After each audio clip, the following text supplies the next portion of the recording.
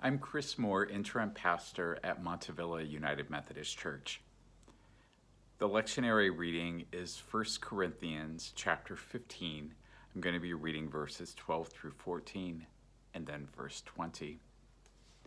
But if it is preached that Christ has been raised from the dead, how can some of you say there has been no resurrection of the dead? If there is no resurrection of the dead, then not even Christ has been raised. And if Christ has not been raised, our preaching is useless, and so is your faith. But Christ has indeed been raised from the dead, the first fruits of those who have fallen asleep. Do you feel that a part of you is no longer alive?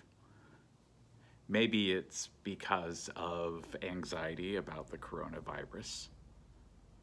Maybe it's the death of someone close to you. Maybe you feel a deep sadness that cannot be explained, or a depression that you live with, but is real nonetheless. We are all facing inconveniences, but these have different effects on each of us. We are not all in the same boat. Some of us can work remotely. Some of us are retired. Some of us are wealthy. But some of us have lost our jobs, record numbers. Some of us are working on very reduced hours. Some of us are trying to carry on businesses or manage debt or pay for extra care for those we love. Some of us cannot abide the prospect of going out in public, yet some of us are itching to go out again. I suspect that all of us want little more than to forget about coronavirus. We are all inconvenienced, and we are all being expected to change behaviors. This change in behaviors is not suppression of liberty, but it is protecting the community as a whole. I'm reminded of the motivational poster produced by the British government in 1939 in preparation for air bombings during World War II. Keep calm and carry on. You've no doubtless seen that and heard that over the past 20 years. Nearly 2.5 million posters were printed in 1939, though it turns out very few were distributed, and even fewer were posted. But that sentiment appeals to the way my parents raised me. Stiff upper lip. Just do it. No fuss.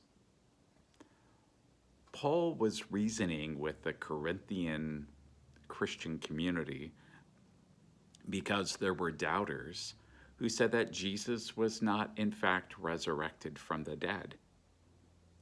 For Paul, there would have been absolutely no reason to give up his comforts and to be imprisoned and to have his freedoms curtailed, if not for the raising of Christ. For me, the lead of Jesus is absolutely essential, central to how I intend to live my life, to frame my economics, my politics, my sense of the world around me. And it is pivotal within that, his resurrection.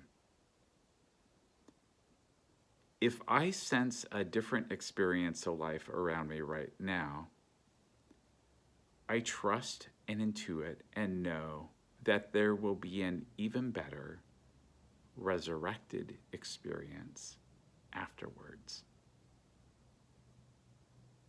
But there is no resurrection without death.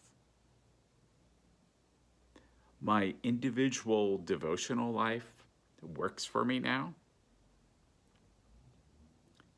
but I'm really looking forward to being with others in celebration.